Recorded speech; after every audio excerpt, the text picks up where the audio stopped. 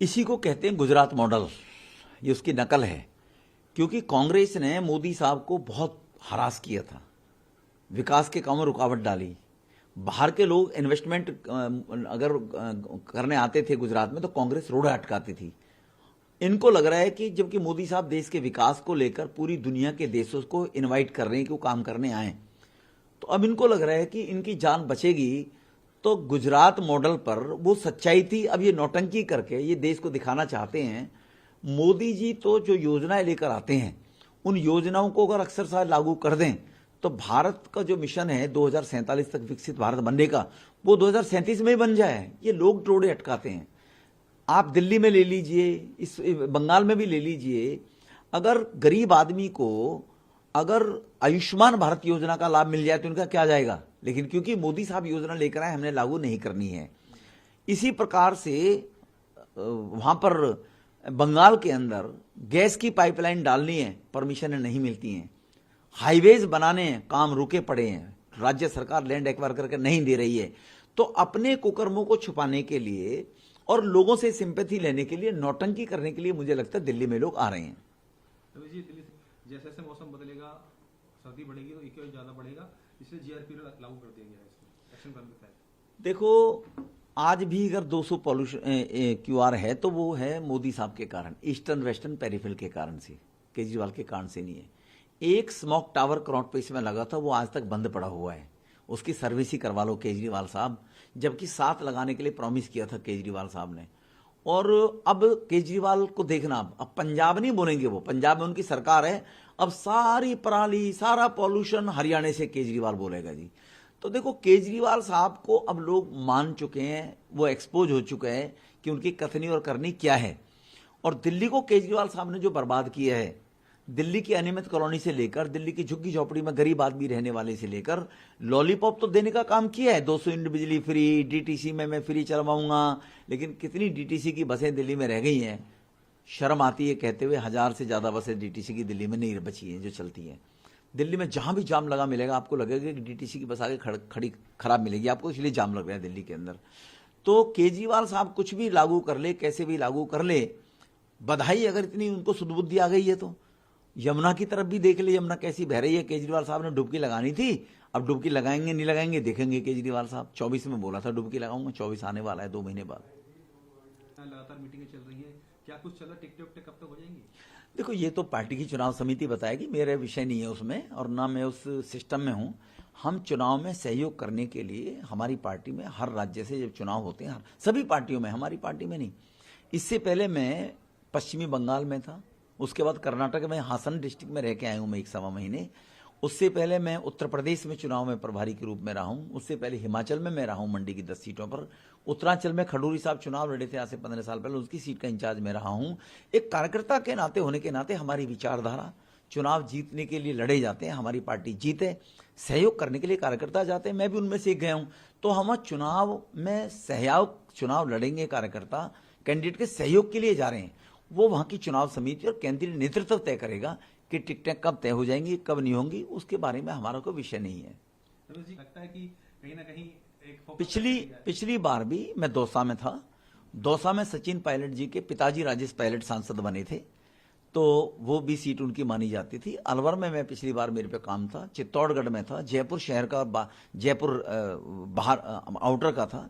ये 5 डिस्ट्रिक्ट पिछली बार मेरे पे थे और 4 महीने में रहा हूं। और जैसे मैंने पहले कहा कि 10 राज्यों में मैं चुनाव में कार्य देखता रहा हूं। लेकिन कांग्रेस के पास अब कोई जवाब नहीं है कि सचिन पायलट जी को अध्यक्ष बनाकर मुख्यमंत्री के चेहरे की लॉलीपॉप देकर गुर्जर वोटों को ठगने का काम किया था।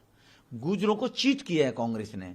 तो गुर्जर गैरतमंद कौम है, अब वो इसका जवाब तो, हिसाब तो करना पड़ेगा ना कांग्रेस को, गुर्जरों को। तो गुर्जर अपने आप कांग्रेस का हिसाब करेंगे कि क्या आप सचिन पायलट को मुख्यमंत्री डिक्लेयर कर रहे हैं। कांग्रेस से पहले यह पूछा जाएगा। और अगर सचिन पायलट को मुख्यमंत्री डिक्लेयर नहीं कर रहे हैं तो गुर्जर क्यों कांग्रेस को वोट देगा जी। पिछली बार आपने ले लिया और डिच कर दिया, धोखा दिया है। तो गुर्जरों को लगा कि हमारा आज तक देश में कहीं को मुख्यमंत्री नहीं बना है, शायद इस बार सचिन जी बन जाए, राजेश के बेटे। वो नहीं बना, कांग्रेस ने डिच किया उनको। अब उसका बदला गुर्जर लेगा निश्चित रूप से, 101%। राजेश पायलट के बेटे को अगर कांग्रेस, सचिन पायलट को अपनी भूल को सुधारकर मुख्यमंत्री घोषित करेगी तो एक बार को गुजर सोच सकता है वोट किसको देनी किसको नहीं देनी है। लेकिन गुजर तो रमेश बिधूड़ी जाए रमेश बिधूड़ी ना जाए, कांग्रेस को सबक सिखाने के लिए राजस्थान में तैयार बैठा हुआ है।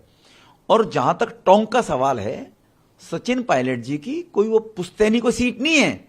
पिछली बार पहला ही चुनाव लड़े थे, मुसलमान ही टिकाने को बैठे कि हमेशा से वो मुसलमान सीट रही है और मुसलमानों को लगा हमारी एक सीट चली गई है, तो इसीलिए अब हम अपनी सीट को क्यों ना दोबारा वापस रखेंगे। तो मुझे तो लगता नहीं मुसलमान ही सचिन पायलट को वोट नहीं देगा। और कांग्रेस गुजरों को तो वास्तव में वोट नहीं देनी चाहिए, क्योंकि अगर सचिन पायलट को डिक्लेयर नहीं किया सीएम तो बनना तो है ही नहीं। कांग्रेस को जिता दिया तो कौन सा बन जाएगा, तो कौन सा बन जाएगा। तो इसीलिए गुजर बीजेपी को ही वोट देगा।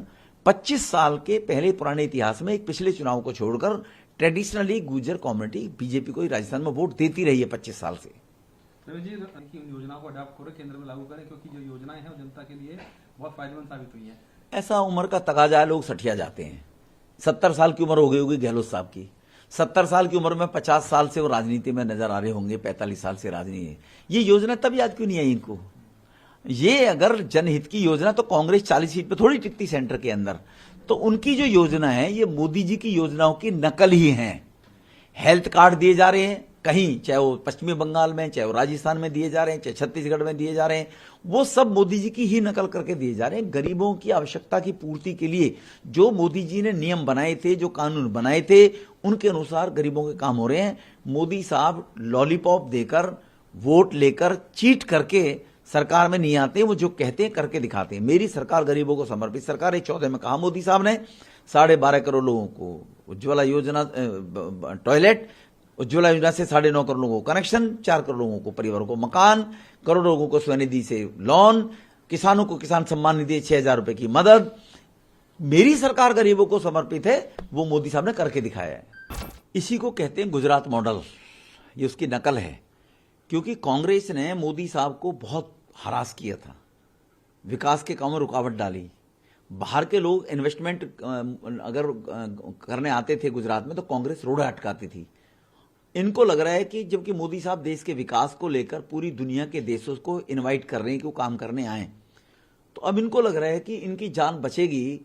तो गुजरात मॉडल पर वो सच्चाई थी, अब ये नौटंकी करके ये देश को दिखाना चाहते हैं। मोदी जी तो जो योजनाएं लेकर आते हैं, उन योजनाओं को अगर अक्सर साल लागू कर दें तो भारत का जो मिशन है 2047 तक विकसित भारत बनने का, वो 2037 में ही बन जाए। ये लोग टोड़े अटकाते हैं। आप दिल्ली में ले लीजिए, इस बंगाल में भी ले लीजिए, अगर गरीब आदमी को अगर आयुष्मान भारत योजना का लाभ मिल जाए तो उनका क्या जाएगा। लेकिन क्योंकि मोदी साहब योजना लेकर आए, हमने लागू नहीं करनी है। इसी प्रकार से वहां पर बंगाल के अंदर गैस की पाइपलाइन डालनी है, परमिशन नहीं मिलती हैं। हाईवेज बनाने हैं, काम रुके पड़े हैं।